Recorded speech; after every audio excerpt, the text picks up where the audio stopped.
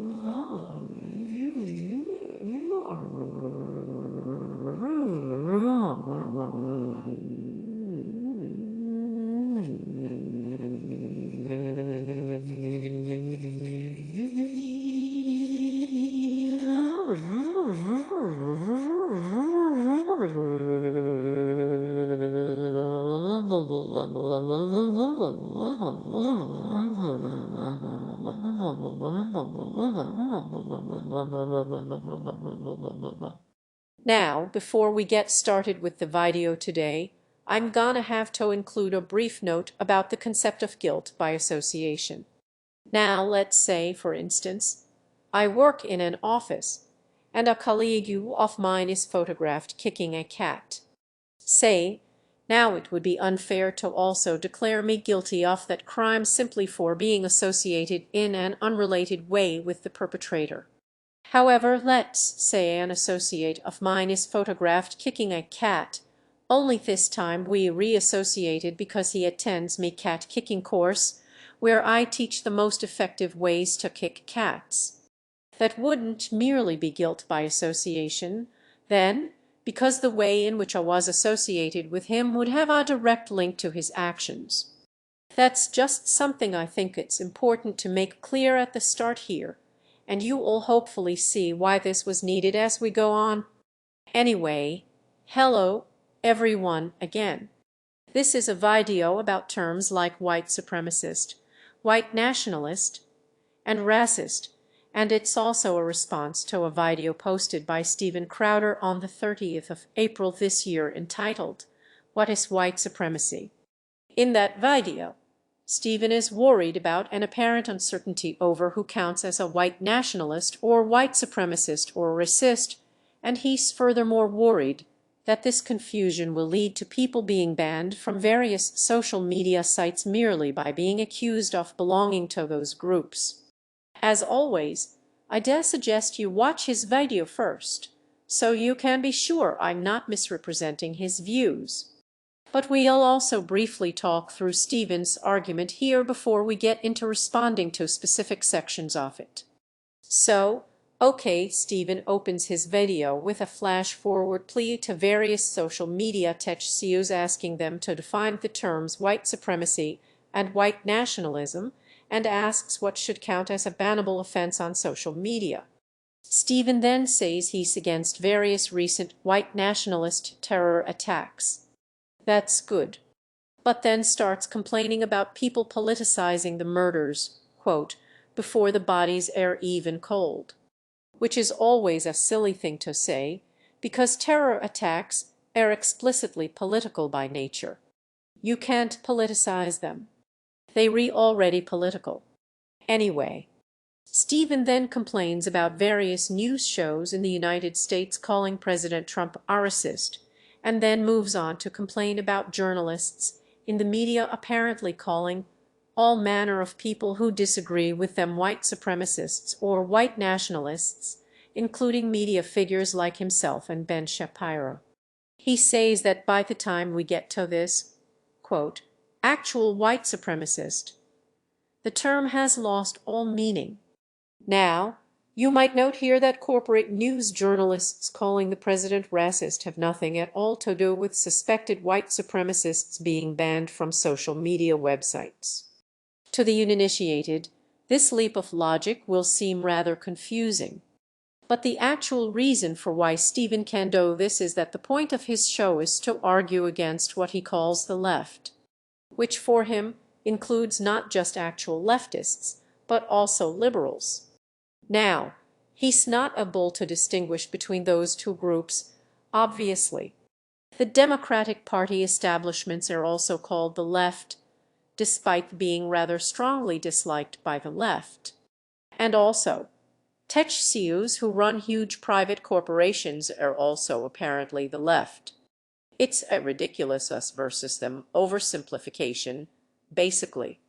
If you can convince your audience that all these disparate groups count as the left, then manufacturing leftist hypocrisy is easy. The vast majority of the content on Stephen's channel is centered around criticizing these air quotes leftists, even if the subject in question is a white nationalist mass murder. Top 5 Dumbest Leftist Reactions to Synagogue Shooting is a real headline on their website, believe it or not. Anyway, back to the video in question. Back to the video issue.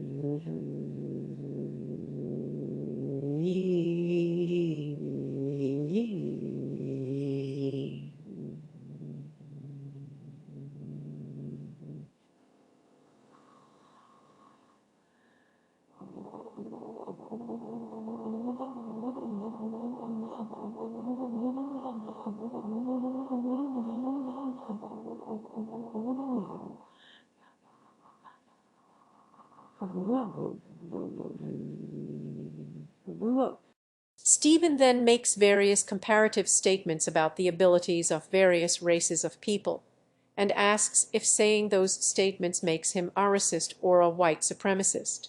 He then says that leftists are calling everything a white supremacist dog whistle, using clips of Donald Trump talking about choking and being accused of referencing the murder of Eric Garner, which happened 5 years ago. Stephen does pick a more recent or relevant example of a racist dog whistle for some reason. You can't use this one anymore, I guess. Stephen then gives various comparative statements about different countries and societies, asking if saying those statements makes him a racist or a white supremacist. Now, if you noticed that this was the exact same point as the ick thing earlier in the video, you were correct, it's not a very well-structured argument, this.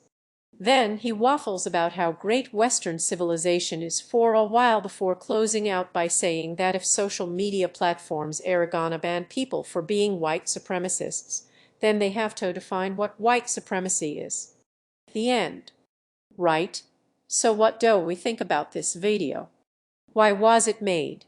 Well, the description to the video says Stephen Crowder thoroughly dissects media's use and misuse of the terms white supremacy and white nationalism, separating fact from liberal fiction. But he doesn't thoroughly dissect anything, of course.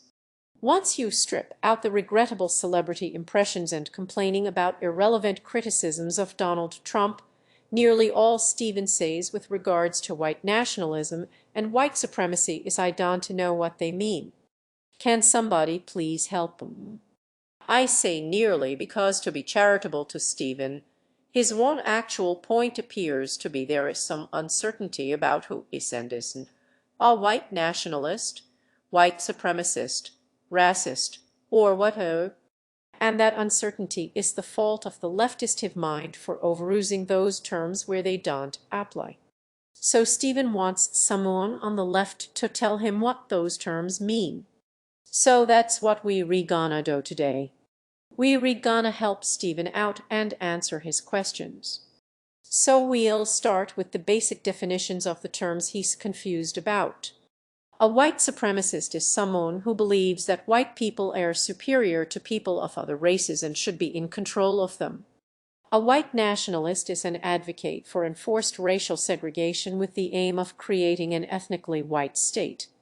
And a racist is someone who believes that a particular race is inherently superior to others. Now there's obviously a lot of crossover between those terms, but at least in dictionary definition form here, they aren't particularly confusing so far. Now I'd like to go off on a little tangent here if you'll let me. Well, you know either way, you can't stop me. So I'm not here to debate whether any of these terms represent acceptable political positions. They don't. Here in the free marketplace of ideas, I will debate absolutely any argument or position, so long as it's debatable. For instance, I want to debate whether 2 plus 2 equals 5 with you. Not because I can't prove it doesn't, but because there's no point. It's a waste of time. You know, take someone who thinks that 2 plus 2 equals 5 and will argue the point. I don't want to convince them that they're wrong. I don't want them on me side. You know, if they looked at the evidence and came to that conclusion, who knows what else they think? They're embarrassing. Likewise with questions of equal rights. Whether or not people deserve equal human rights is a question with a right and a wrong answer as clear-cut as the previous example.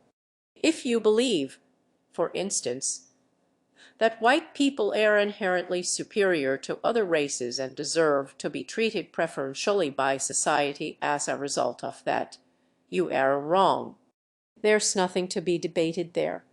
Not because I can't explain why you're wrong, but because as things stand, you're incapable of understanding why you're wrong. Anyway, tangent over. Now, as we've seen, Stephen attributes the supposed ambiguity surrounding terms like white supremacist, white nationalist, and so on to leftist and or liberal overuse of the terms. But I'd like to offer an alternative explanation, something that Stephen never considers in his video, and it's this. Sometimes people lie. Now, that might sound shocking and unbelievable, but stick with me. Then, by way sound,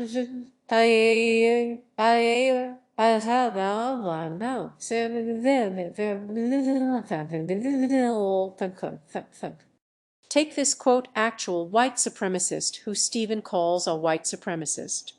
Now, is this really how obvious we need people to be before we all call them a white supremacist? You know, you have to be at a white supremacist rally proudly showing off a swastika tattoo, because here's the thing. There could be people out there who have some or all of the same political opinions as this man, but who are savvy enough to know it's a bad idea to get a big swastika tattoo. Let's pretend, for the purposes of argument, that such people exist. Actually, we don't need to pretend that. Let's say you Stephen Crowder. Apologies. And you need a photograph of an actual white supremacist for your internet video. So what do? You go to Google Images, you type in actual white supremacist, and there he is there. Now, this photograph is of a man at the Charlottesville Unite the Right rally, and it's from a website that says 9 of Americans think it's okay to hold white supremacist or neo-Nazi views. A Washington Post News poll found that 9 of Americans believe holding white supremacist or neo-Nazi views is acceptable. A majority of Americans, regardless of party, think it's unacceptable to hold such views. 83 overall, so that's good. Most confusing to me here, though, is if we click through to the poll. The 8 of people who apparently have no opinion of neo-Nazi views at all. What's going on with them? Just sort of ambivalent, I guess, about the whole Nazism thing. Now, even if we assume that this study was wildly off and 9 is a huge overestimation, if even one of the US population thought that holding neo-Nazi views was acceptable, that to be more than 3 million people. Trust me, they are out there. You see, people who go to far-right rallies and wave swastika flags and do Hitler salutes. We can call them open white supremacists, nationalists, racists, and whatever. But what we also have to be concerned about are people who agree with this man, who themselves are white supremacists and nationalists and racists and so on, but who say that they aren't. Now, there are some people in the right-wing media sphere who are open white nationalists or supremacists, but usually they don't.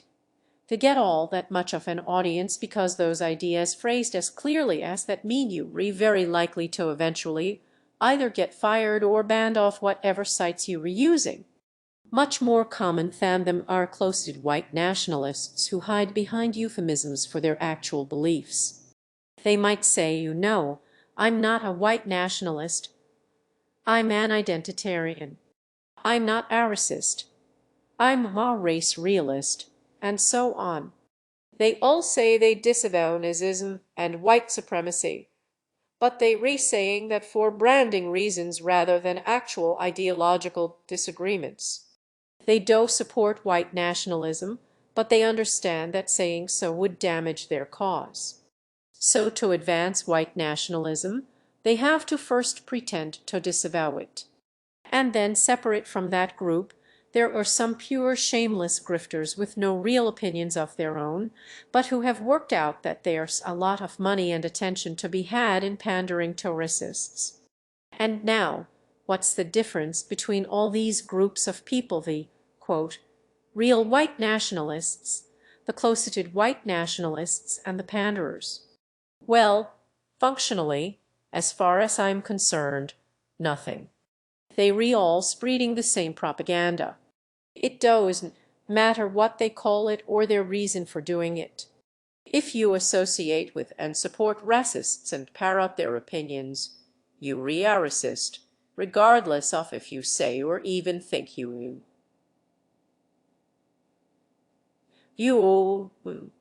Now, does thinking this mean I'll sometimes label someone a white nationalist or racist or whatever, who claims not to be one?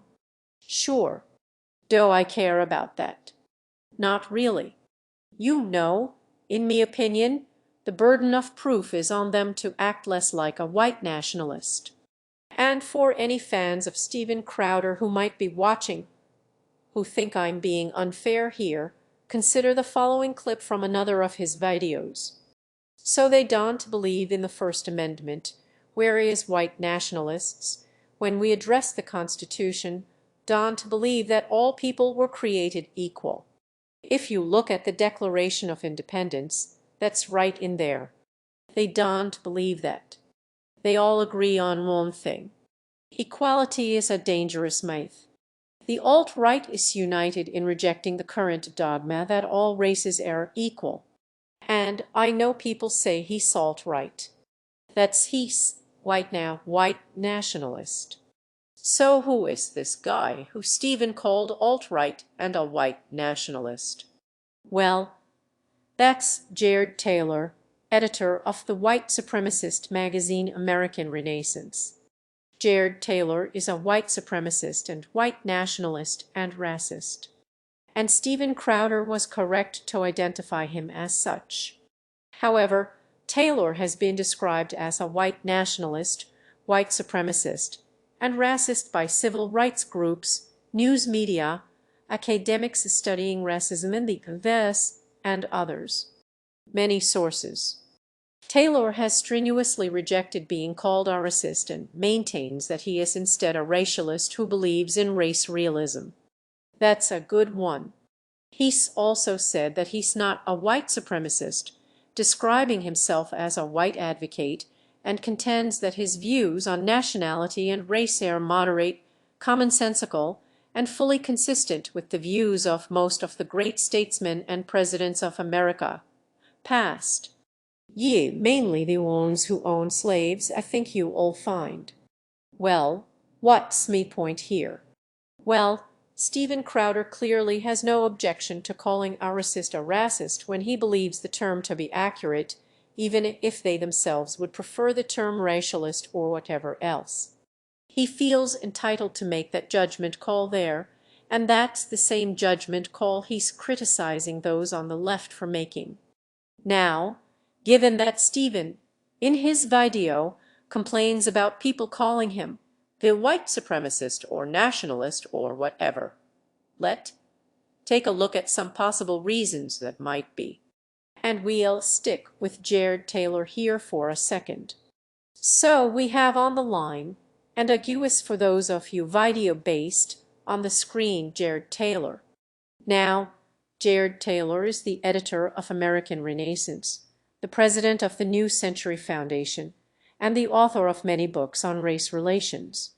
We're going to put links to those below. I highly recommend them. It's a very data-driven, not ideological, very fact-based, and very eye-opening. It's sort of chilling when you realize the degree to which essential information for the improvement of race relations is kept hidden from people. And the New Century Foundation recently released an updated version of, I guess you could call it a pamphlet, but a very data-driven presentation on the color of crime. It's a report on differences in crime rates by race, an examination of questions of bias in the justice system, and of course, interracial crime statistics. So, that clip was of Jared Taylor being featured on Stefan Molyneux's YouTube channel, with Stefan sharing Taylor's work with his audience and linking in the description to his various websites. Now, Stefan Molyneux is a white nationalist, or at least a white nationalist sympathizer, coming out as such in a documentary about a trip to Poland he made late last year. First of all, I've always been skeptical of the ideas of white nationalism, of identitarianism, and white identity. However, I am an empiricist, and I could not help but notice that I could have peaceful, free, easy, civilized, and safe discussions in what is essentially an all-white country. I've spoken out against white nationalism, but I'm an empiricist. I am listening. I am listening to me experiences, can't argue with the facts. So, that's pretty blatant there. He does do the whole. Of course, I've always been very skeptical of white nationalism routine, so we can back away from it later if he's called out. It's a wordier version of I'm not a racist, but, you know. He also calls himself an empiricist, and then offers only anecdotal evidence for now thinking that white nationalism is good, which is pretty funny. So, why am I talking about Stefan Molyneux? Well, if we can't always trust what people say when they tell us who they are, how can we tell who is a white nationalist or racist or whatever else? Well, we can ask ourselves, what sorts of things would we see a secret racist do? Well, how about platform other racists and sell their work to your audience to financially support them?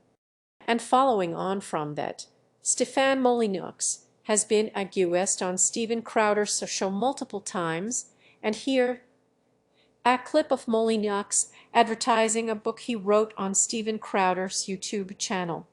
So, a note for YouTubers here.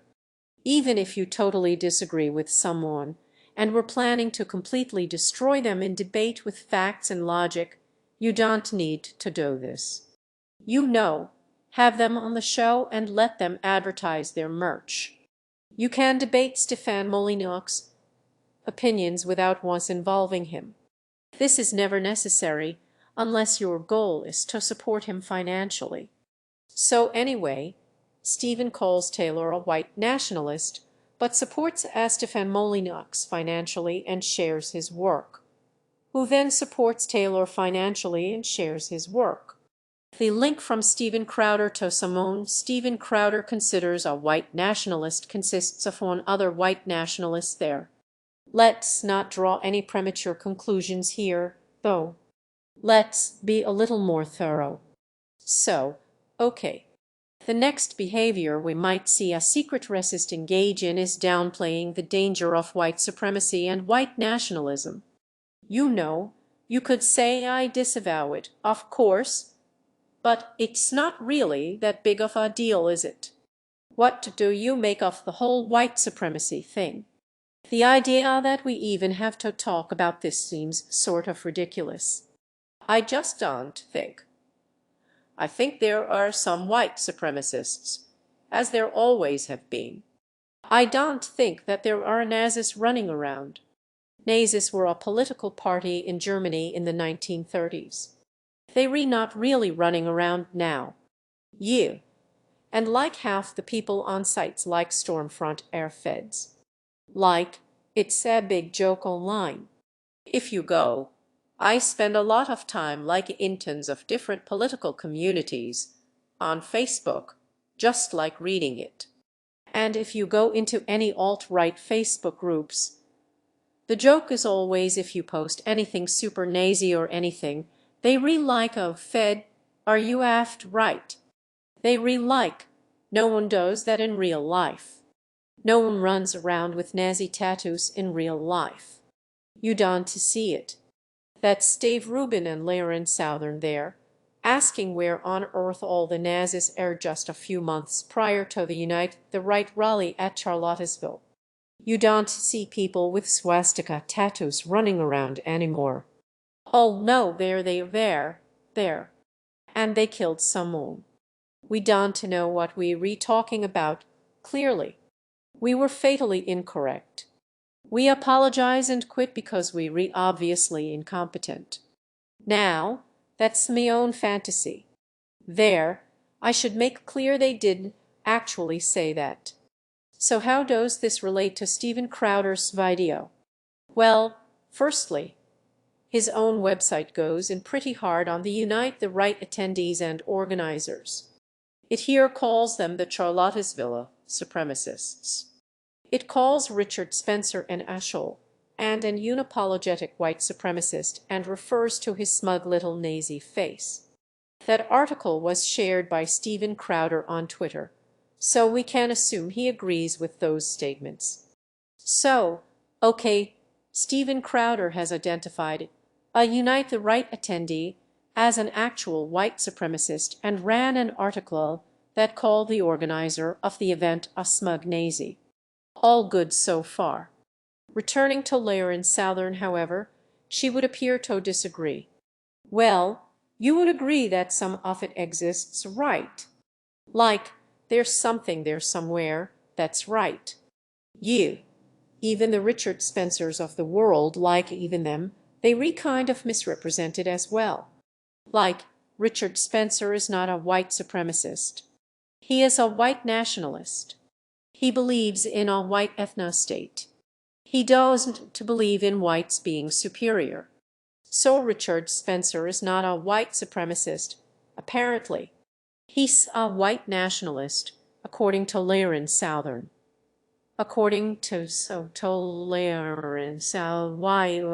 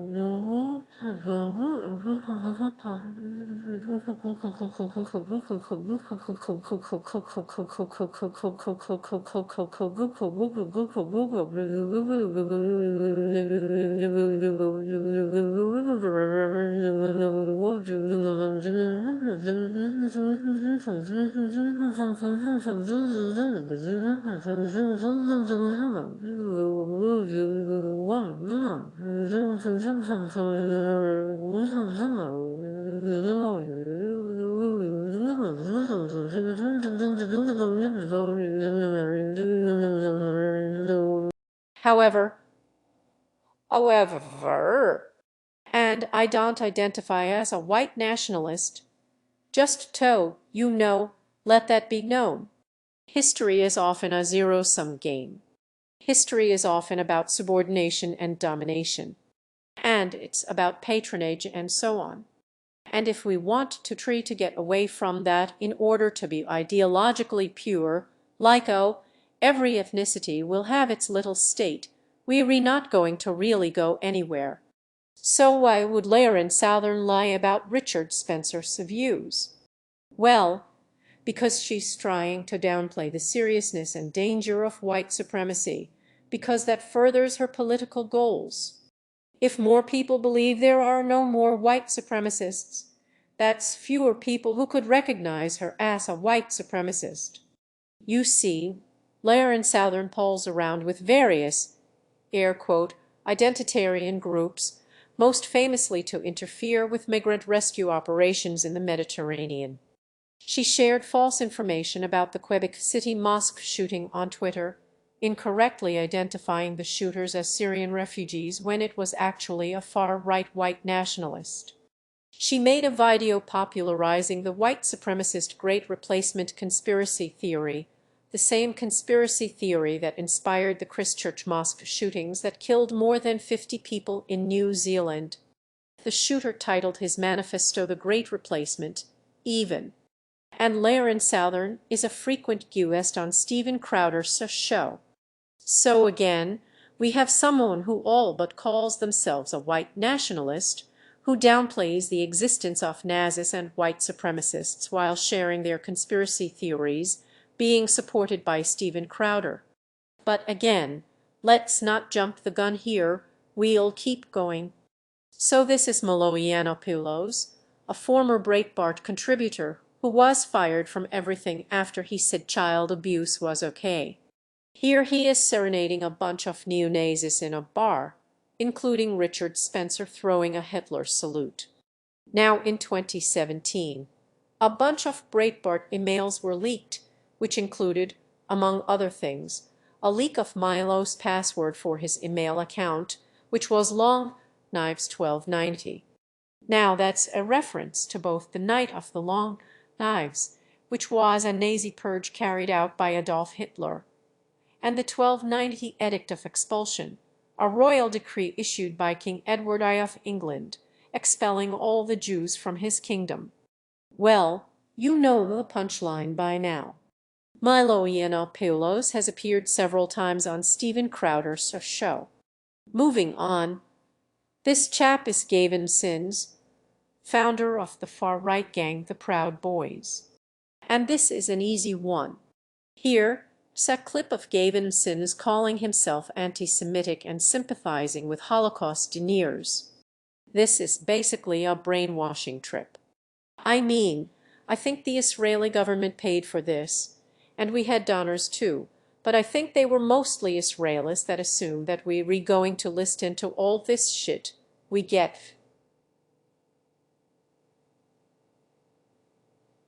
we Israeli, we had to say this to war just to view the five the view to the where the zoo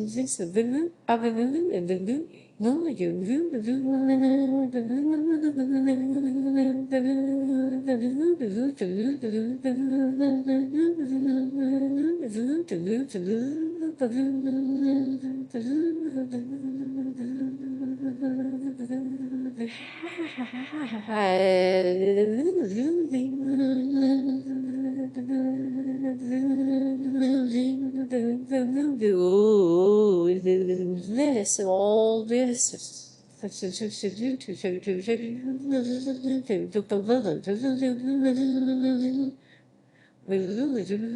and that is having the reverse effect on me.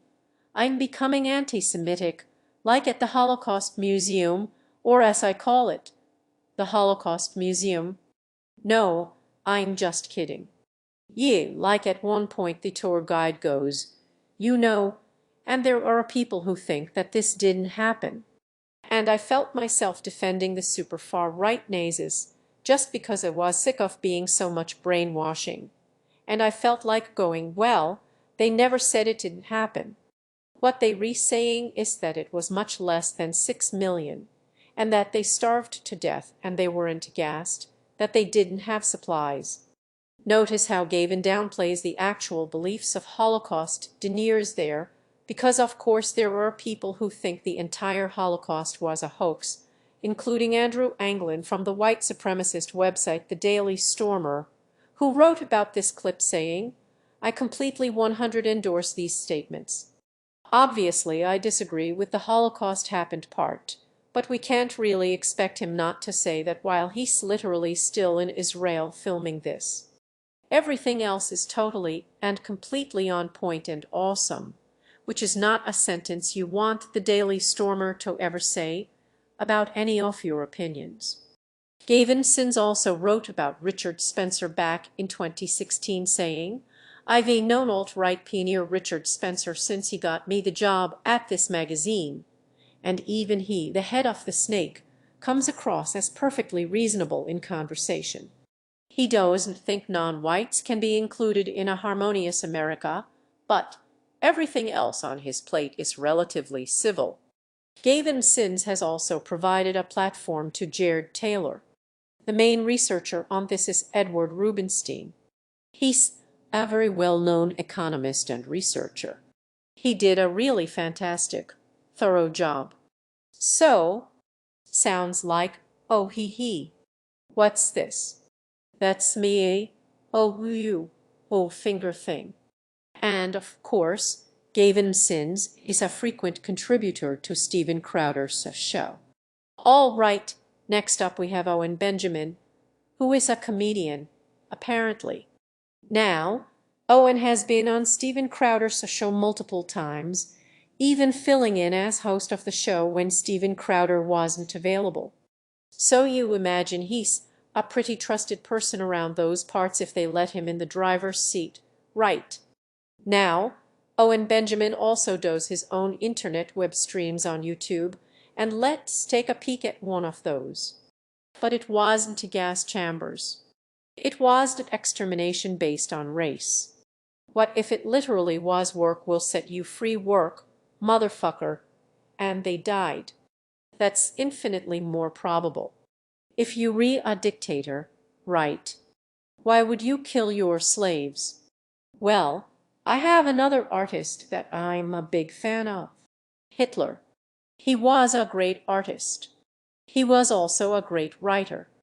Mein Kampf and all his paintings. Really, what he was trying to do is clean Germany. Clean it of the parasites, of the fleas. He did not hate Jews. He hated filth.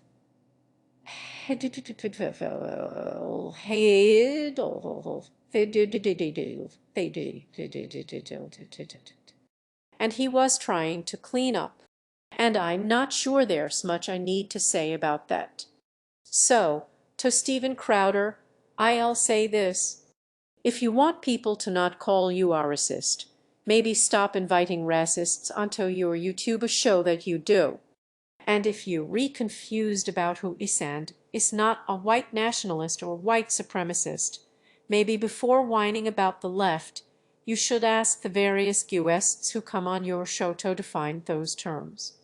Because if sympathizing with white nationalism, platforming racists, sharing white supremacist propaganda, questioning the Holocaust, and outright saying Hitler was good don't make you a racist or white supremacist, what does man? A big swastika tattoo.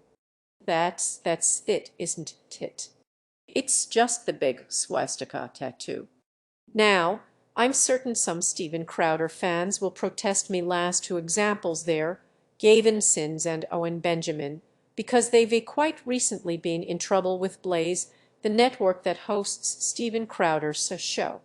So if the network doesn't want to work with those people anymore, surely that's them being disciplined for their racist behavior and all is well, right. However, Stephen Crowder was apparently worried about being made out to be some network stooge following Blaze orders. So he addressed both of these controversies publicly. Listen, this is Mug Club.